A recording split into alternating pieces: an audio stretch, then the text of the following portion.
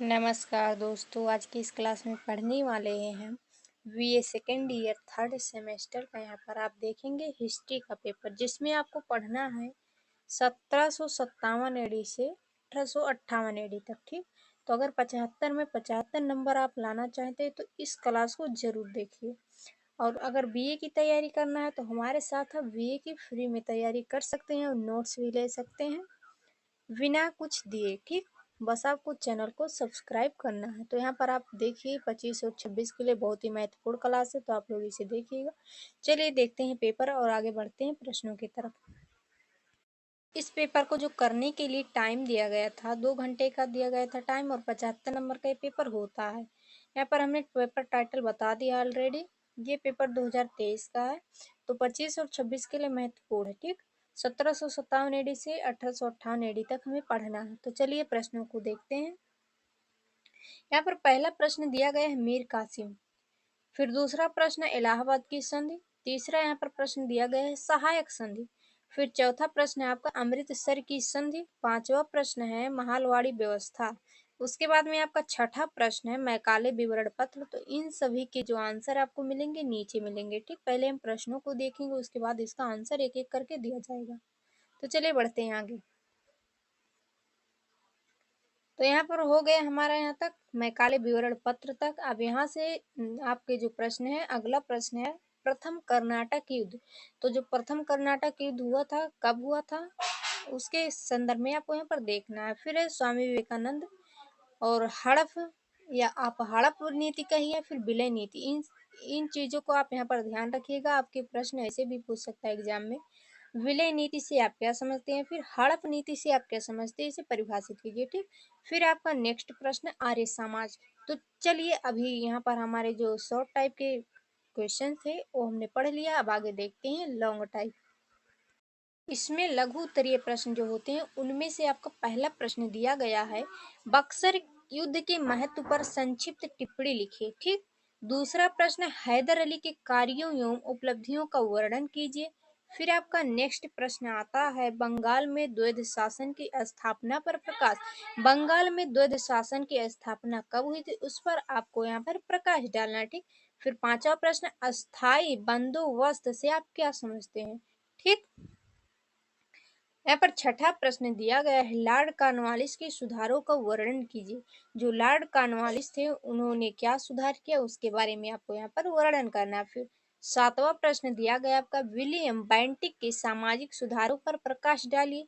प्रश्न नंबर 8 है प्रथम आंग्ल सिख युद्ध के कारण बताइए। जो प्रथम आंग्ल सिख युद्ध हुआ था किस कारण हुआ था उसे यहाँ पर आपको बताना है। ठीक, फिर नेक्स्ट प्रश्न है आपका थियोसोफिकल सोसाइटी के बारे में संक्षिप्त में लिखे। तो ये सभी प्रश्न जो देख रहे हैं आप बहुत ही महत्वपूर्ण, हर साल ये प्रश्न पूछा जाता है क्वेश्चन। स्टार्ट होता है आपका सेक्शन सी, जिसमें आपको दीर्घ उत्तरीय प्रश्न देखने को मिलते हैं। ठीक, तो इसमें जो पहला प्रश्न दिया गया है कर्नाटक युद्धों में अंग्रेजों की सफलता के क्या कारण थे। ठीक, फिर 11 नंबर प्रश्न है आपका रैयतवाड़ी बंदोबस्त की प्रमुख विशेषताओं पर प्रकाश डालिए। 12 नंबर प्रश्न है लॉर्ड डलहौजी की सुधारों का वर्णन कीजिए। प्रश्न नंबर 13 है आपका समाज सुधारक के रूप में राजा राम मोहन राय के योगदानों का मूल्यांकन कीजिए। जो राजा राम मोहन ने योगदान दिया है उसके बारे में आपको यहाँ पर लिखना। देख सकते हैं इन सभी चीजों को देख लीजिए क्योंकि हमने ऑलरेडी बता दिए। ये आप यूपी की किसी भी यूनिवर्सिटी से हैं तो इस क्लास को कर सकते हैं। तो यहाँ पर पहला प्रश्न है आपका मीर कासिम। तो मीर कासिम को चलिए हम इसे इसका आंसर देख लेते हैं। मीर कासिम जो था बंगाल का नवाब था। उसने अंग्रेजों के व्यापारिक स्वार्थों का विरोध किया और प्रशासनिक सुधार किया। अंग्रेजों से संघर्ष के कारण उसे नवाब के पद से हटना पड़ा था। अंग्रेजों से जब वह संघर्ष करने लगा तो उसे क्या किया गया, उसके जो नवाब का पद उसे मिला था उसे हटा दिया गया था। किसे, मीर कासिम को। फिर दूसरा आंसर आपका आ चुका है इलाहाबाद की संधि। तो इलाहाबाद की जो संधि हुई थी 1765 ईस्वी में बक्सर युद्ध के बाद अंग्रेजों और मुगल बादशाह शाह आलम द्वितीय के बीच यह संधि हुई। इसके अलावा तब इसके द्वारा अंग्रेजों को बंगाल, बिहार और उड़ीसा की दीवानी भी प्राप्त हुई थी। तीसरा प्रश्न है आपका सहायक संधि। तो यह नीति लॉर्ड वेलेजली ने 1798 ईस्वी में चलाई। इसके अंतर्गत भारतीय शासक अंग्रेजों की सुरक्षा में अपनी सेना रख सकते थे और अंग्रेजी सेना को बनाए रखने के लिए धन देना पड़ता था। उन्हें जो भी सेवा प्रदान की जाती थी अंग्रेजों के द्वारा, तो जो भारतीय होते थे उन्हें कर देते थे। नेक्स्ट प्रश्न है आपका अमृतसर की संधि। तो यह संधि 1809 ईस्वी में अंग्रेजों द्वारा महाराजा रणजीत सिंह के बीच हुई। इसके अंतर्गत रणजीत सिंह ने सतलज के पार के क्षेत्र पर अधिकार छोड़ दिया और अंग्रेज पंजाब में दखल नहीं दे सकेंगे। मतलब जो उन्होंने कब्जा कर लिया और बोल दिया अंग्रेज अब पंजाब में अपना जो है शासन नहीं कर सकेंगे। नेक्स्ट प्रश्न है आपका महालवाड़ी व्यवस्था। तो चलिए महालवाड़ी व्यवस्था को भी हम देख लेते हैं।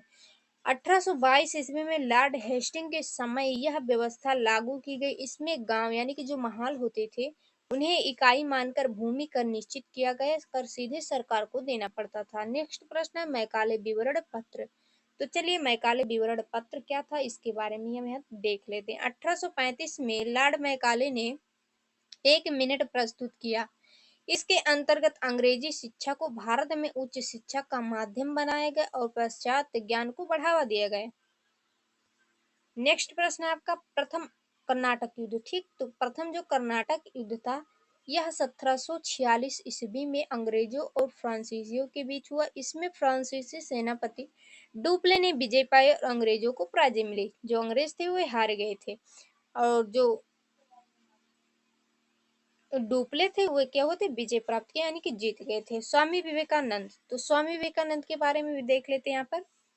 स्वामी विवेकानंद ने 1897 ईस्वी में कृष्ण रामकृष्ण मिशन की स्थापना की। उन्होंने 1893 में शिकागो धर्म सभा में भारत की महान संस्कृति का परिचय कराया था। ठीक, नेक्स्ट प्रश्न है आपका विलय या फिर हड़प नीति बोल सकते हैं।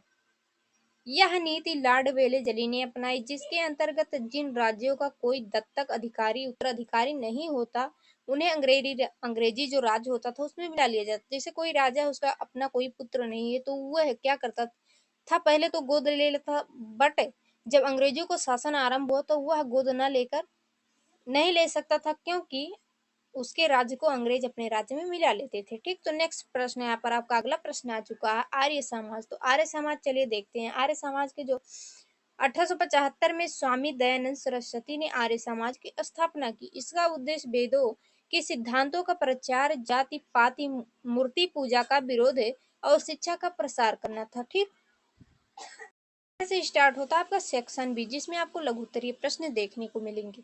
तो यहाँ पर पहला प्रश्न आपका जो दिया गया है बक्सर युद्ध के महत्व पर संक्षिप्त टिप्पणी आपको लिखना है। तो चलिए देखते हैं। 1764 ईस्वी का बक्सर युद्ध अंग्रेजों और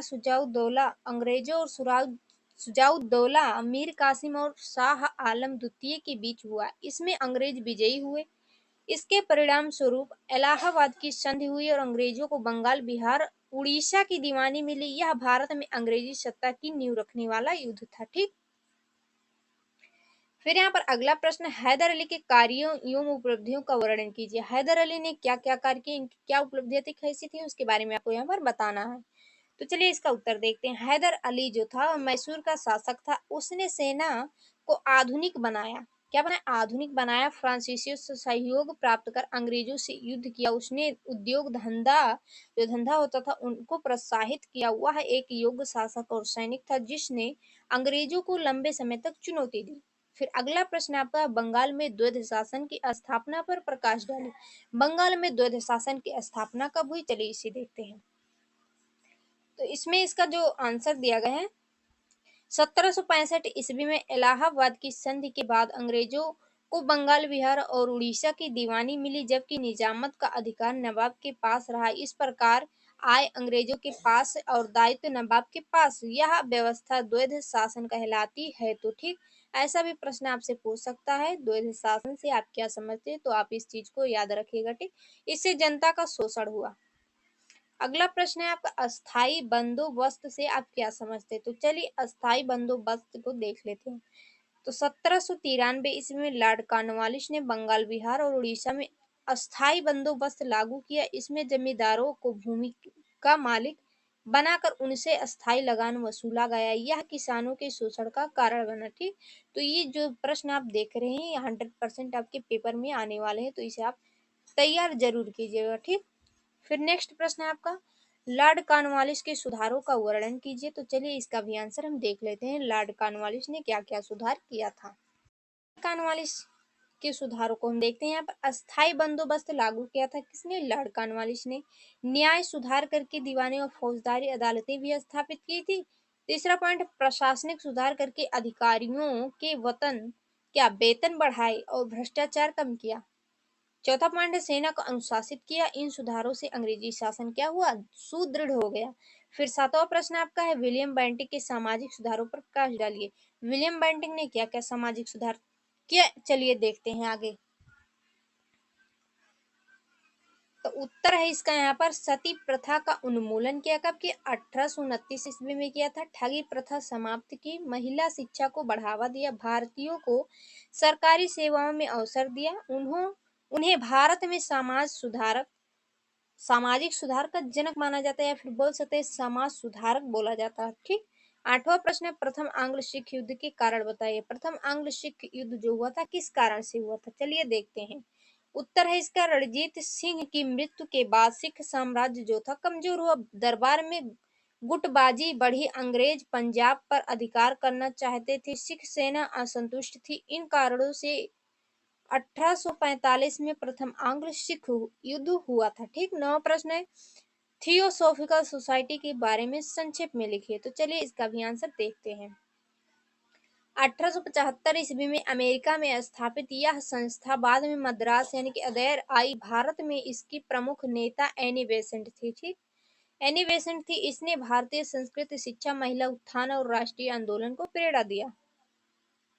आपका सेक्शन सी स्टार्ट होता है, जिसमें आपको दीर्घ उत्तरीय प्रश्न देखना है। इसमें आपको जो आंसर देना है हर प्रश्न के, तो इसमें से जो है 500 शब्दों में आपको आंसर देना है। तो चलिए यहाँ पर 10 नंबर प्रश्न जो दिया गया है, कर्नाटक युद्धों में अंग्रेजों की सफलता के क्या कारण थे। तो इनके जो कारण थे सफलता प्राप्त करने के, इन्हें हम देख रहे थे। अंग्रेजों को ब्रिटेन से निरंतर आर्थिक व सैनिक सहायता मिली। अंग्रेजों का नौसैनिक बेड़ा शक्तिशाली था। अंग्रेजों का व्यापारिक आधार जो था वह भी मजबूत था। ठीक, अंग्रेजों का व्यापारिक जो आधार था वो मजबूत था। भारतीय शासकों में एकता का अभाव था। फ्रांसीसी सहायता सीमित और असंगठित थी।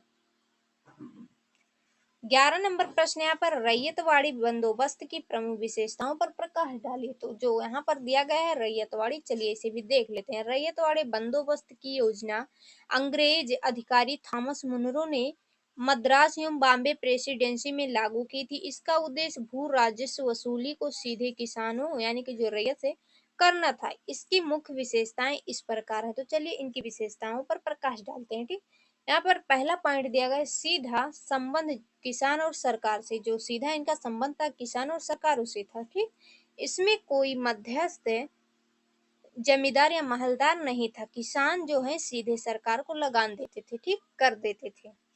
दूसरा पॉइंट है, भूमि का माप एवं सर्वेक्षण। प्रत्येक खेत का वैज्ञानिक सर्वेक्षण कर उसकी उत्पादकता के आधार पर कर निर्धारित किया गया। तीसरा पॉइंट है, कर की दर। आरंभ में पैदावार का लगभग 50% कर के रूप में लिया जाता था। बाद में इसे घटाकर 30 से 40% कर दिया गया। ठीक, चौथा पॉइंट यहाँ पर दिया गया है, अस्थायित्व का अभाव। यह व्यवस्था अस्थायी नहीं थी। हर 20 से 30 वर्षों में कर की पुनः जांच होती थी। ठीक, पॉइंट दिया गया किसान की स्थिति। तो किसान को भूमि का स्वामी माना गया, लेकिन यदि कर नहीं चुका पाता तो उसकी जो भूमि थी वह छीन ली जाती थी अंग्रेजों के द्वारा। यहाँ छठा पॉइंट दिया गया लाभ। तो जमींदारी शोषण से मुक्ति, सरकार को नियमित आय, भूमि सुधार की संभावना। सातवां पॉइंट है हानि। कर की दर अधिक होने के कारण किसान निर्धन और कर्जदार होने लगे। अकाल और प्राकृतिक आपदा की स्थिति में कर देना पड़ता था। 12 नंबर प्रश्न है, लॉर्ड डलहौजी के सुधारों का वर्णन कीजिए। तो चलिए इसे भी हम देख लेते हैं, लॉर्ड डलहौजी ने क्या क्या सुधार किया। तो लॉर्ड डलहौजी 1848 से 1856 तक भारत के गवर्नर जनरल थे। उसने प्रशासन, परिवहन, संचार, शिक्षा आदि क्षेत्रों में अनेक सुधार किए। इनके सुधार दो हैं प्रमुख, चलिए इन्हें भी देख लेते हैं। पहला पॉइंट देखेंगे यहाँ पर प्रशासनिक सुधार। तो चलिए प्रशासनिक सुधार में लेप्स की नीति यानी कि जो हड़प नीति थी अपनाई गई, जिसके तहत कई रियासतें ब्रिटिश साम्राज्य में मिला दी गई। डाक व्यवस्था में सुधार, डाक टिकट की शुरुआत हुई। फिर दूसरा पॉइंट है संचार और परिवहन सुधार। तो रेल मार्ग की शुरुआत 1853 में बॉम्बे से ठाणे के बीच रेलगाड़ी चलाई गई थी कि टेलीग्राफ प्रणाली की शुरुआत हुई, सड़कों पर पुलों का निर्माण होने लगा। और पॉइंट है यहाँ पर शैक्षिक सुधार। तो वुड्स डिस्पैच जो थे 1854 में लागू किया, जिसे भारत में शिक्षा का मैग्ना कार्ट कहा जाता था। ठीक, प्राथमिक, माध्यमिक और उच्च शिक्षा की एक श्रृंखला स्थापित की गई। चौथा पॉइंट है सामाजिक सुधार। सती प्रथा पर नियंत्रण और विधवा विवाह को वैधता प्रदान किया गया। उस समय कब किया गया? 1856 में हिंदू विधवा पुनर्विवाह अधिनियम किया गया। पांचवा पॉइंट है यहाँ पर सैन्य सुधार। तो अंग्रेज अधिकारियों के अधीन भारतीय सेना का पुनर्गठन किया गया। फिर आपका 13 नंबर प्रश्न, समाज सुधारक के रूप में राजा राम मोहन राय के योगदान का मूल्यांकन कीजिए। तो चलिए इसका भी आंसर देख लेते हैं उसके बाद। राजा राम मोहन राय 1772 से 1833 को भारतीय नवजागरण का जनक कहा जाता है। उन्होंने सामाजिक, धार्मिक और शैक्षिक सुधारों में महत्वपूर्ण योगदान दिया। तो यहाँ पर पहला इनका जो योगदान दिया सामाजिक सुधार है। ठीक, सती प्रथा का विरोध किया, इसे समाप्त कराने में अग्रणी भूमिका इन्होंने निभाया था। ठीक, उसके बाद में बहुविवाह, बाल विवाह जैसी कुरीतियों का भी विरोध किया। स्त्रियों की शिक्षा और अधिकारों के पक्षधर थे। दूसरा पॉइंट है धार्मिक सुधार। तो धार्मिक सुधार जो है 1828 में ब्रह्म समाज की स्थापना की, जिसने एकेश्वरवाद, जाति पाति विरोध और धार्मिक सहिष्णुता का प्रचार किया। मूर्ति पूजा और अंधविश्वास का क्या क्या विरोध किया इन्होंने। तीसरा पॉइंट है शैक्षिक सुधार। तो शैक्षिक सुधार में आधुनिक शिक्षा, गणित यानी विज्ञान, गणित और अंग्रेजी के समर्थक थे। कलकत्ता में अंग्रेजी शिक्षा और वैज्ञानिक अध्ययन को बढ़ावा दिया इन्होंने। चौथा पॉइंट राजनीतिक सुधार। तो भारतीयों को ब्रिटिश संसद में प्रतिनिधित्व देने की मांग की गई थी इनके द्वारा। प्रेस की स्वतंत्रता के समर्थक रहे और इस विषय पर अंग्रेजी सरकार से संघर्ष किया। तो हमारा जो ये पेपर था हमने पूरा का पूरा सॉल्व करा दिया। आप लोग देखिए, अगर चैनल पर नए हैं तो चैनल को सब्सक्राइब कर लीजिए और वीडियो को लाइक कर दीजिए। नोट लेना चाहे तो टेलीग्राम चैनल को भी ज्वाइन कर लीजिए, वहां से आप फ्री नोट लेकर अपनी तैयारी अच्छे से कर सकते हैं। ठीक, तो पढ़िए और आगे बढ़िए। मिलते हैं नेक्स्ट क्लास में, तब तक के लिए जय हिंद, जय भारत।